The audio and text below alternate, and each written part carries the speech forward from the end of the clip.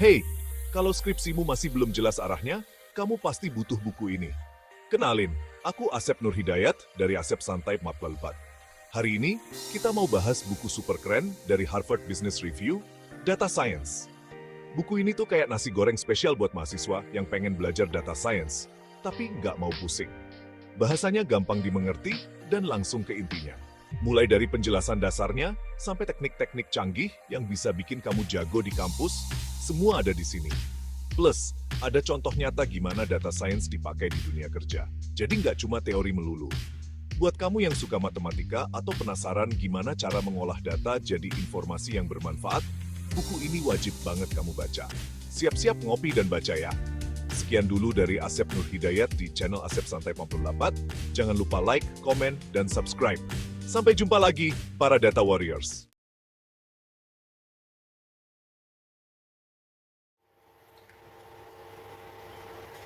Selamat datang di channel saya. Hari ini saya akan membahas mengapa data science dianggap sebagai pekerjaan paling menarik di abad ke-21. Contohnya ada dengan pesatnya teknologi dan data yang terus meningkat, peran data science semakin vital. Nah, sini ada apa itu data science? Karena mungkin banyak yang belum tahu, data science adalah studi tentang data untuk mengekstrak wawasan yang berarti bagi bisnis.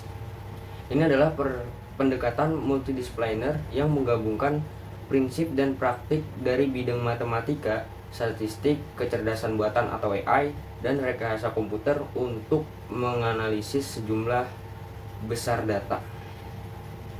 Data science adalah profesional yang menganalisis data untuk menghasilkan wawasan berharga dengan menggunakan teknik statistik dan pemrograman.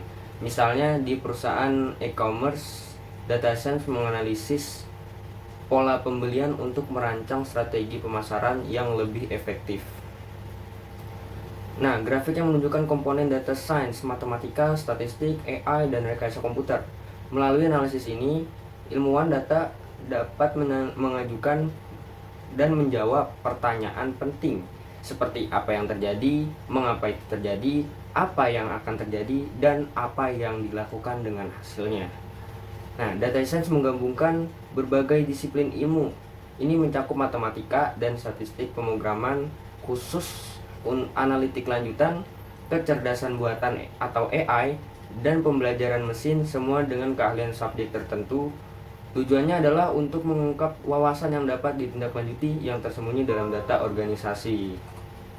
Nah, ada diagram yang menggambarkan bagaimana berbagai disiplin ilmu berinteraksi dalam data science. Wawasan ini tidak hanya membantu dalam memahami kondisi saat ini, tapi juga dapat digunakan untuk membimbing pengambilan keputusan dan perencanaan strategis. Metode data science.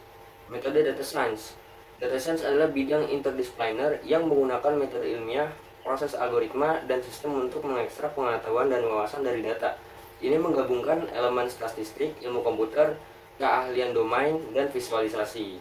Nah, ilustrasi proses ilmiah dalam data science dari pengumpulan data hingga visualisasi, dari pengumpulan data hingga analisis dan visualisasi. Setiap langkah dalam proses data science memiliki peran penting dalam menciptakan wawasan yang bermanfaat. Nah, untuk slide selanjutnya yang ditampilkan oleh Bu Mufida itu ada 10 domain yang berjudul Why Data Science. Kenapa data science? Yang pertama ada search queries atau pencarian di internet. Sekitar 40.000 pencarian dilakukan setiap detik di Google saja, yang menghasilkan 3,5 miliar pencarian setiap hari dan mencapai angka luar biasa sebesar 1,2 triliun pencarian setiap tahun. Nah, yang kedua ada Facebook milestone atau pencapaian Facebook. Pada tahun 2015, Facebook mencapai tonggak bersejarah dengan lebih dari 1 miliar pengguna yang aktif dalam satu hari. Pengguna di platform ini rata-rata saling bertukar 31,25 juta pesan dan menonton 2,77 juta video setiap menitnya. Yang ketiga ada video and photo exploration. atau ledakan video dan foto. Nah, data video dan foto mengalami pertumbuhan yang eksplosif dengan hingga 300 jam video diunggah ke YouTube setiap menitnya. Pada tahun 2015, tercatat 1 triliun foto diambil dan pada 2017, hampir 80% dari foto diharapkan diambil melalui smartphone. Yang keempat ada smartphone proliferation atau proliferasi smartphone.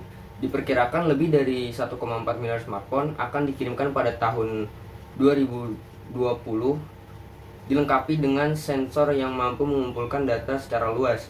Jumlah pengguna smartphone di seluruh dunia diperkirakan akan melampaui 6,1 miliar pada tahun 2020, melebihi jumlah langganan telepon tetap.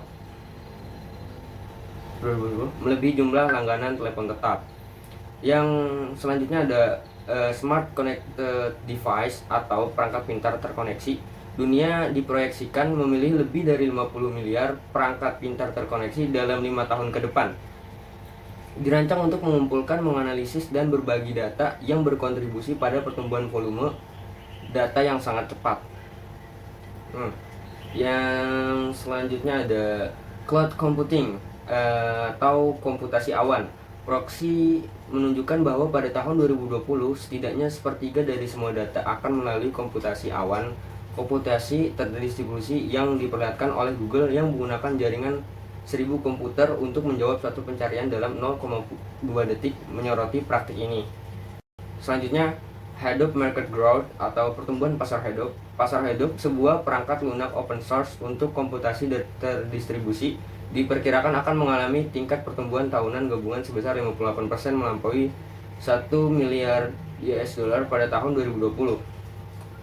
Selanjutnya ada White House Investment atau investasi Gedung Putih. Gedung Putih menyadari pentingnya data besar atau big data, telah menginvestasikan lebih dari 200 juta US dollar dalam proyek-proyek terkait big data. Nah, yang kesembilan ada Big Data Adoption atau adopsi Big Data. Sebanyak 73% organisasi telah berinvestasi pada yang kesembilan ada Big Data Adoption atau adopsi Big Data. Sebanyak 73% organisasi telah berinvestasi atau berencana untuk berinvestasi dalam Big Data pada tahun 2016. Nah, yang terakhir ada untapped data potential atau potensi data yang belum tergarap atau tidak termanfaatkan. Saat ini kurang dari 0,5% dari semua data dianalisis dan dimanfaatkan, menyoroti potensi besar yang belum tergarap dalam landscape data. Setelah menjelajahi dunia data science, kita dapat menyimpulkan bahwa peran ini bukan hanya relevan tetapi juga sangat krusial dalam era digital saat ini. Data science yang menggabungkan berbagai disiplin ilmu seperti matematika, statistik, dan kecerdasan buatan atau AI menjadi fondasi bagi pengambilan keputusan yang cerdas dan berbasis data. Nah, infografis yang merangkum poin-poin utama tentang data science. Dari lonjakan pencarian di internet yang mencapai 1,2 triliun pencarian setiap tahunnya, hingga tonggak sejarah Facebook dengan lebih dari 1 miliar pengguna aktif dalam satu hari. Kita menyaksikan bagaimana data terus menjadi bagian integral dari kehidupan kita. Nah, ledakan dalam jumlah video dan foto, proliferasi smartphone atau serta pertumbuhan perangkat pintar terkoneksi menunjukkan bahwa dunia kita semakin terhubung dan semua informasi ini menghasilkan volume data yang sangat besar. Terima kasih telah menonton video ini dan jangan lupa untuk like, subscribe, dan aktifkan notifikasi untuk mendapatkan konten lebih lanjut. Thank you. What's up, everyone?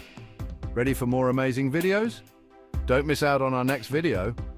We've got exciting stuff lined up just for you. Hit that subscribe button and turn on the notifications. Trust us, you won't want to miss a thing. Thanks for watching, and remember, stay awesome. See you in the next one.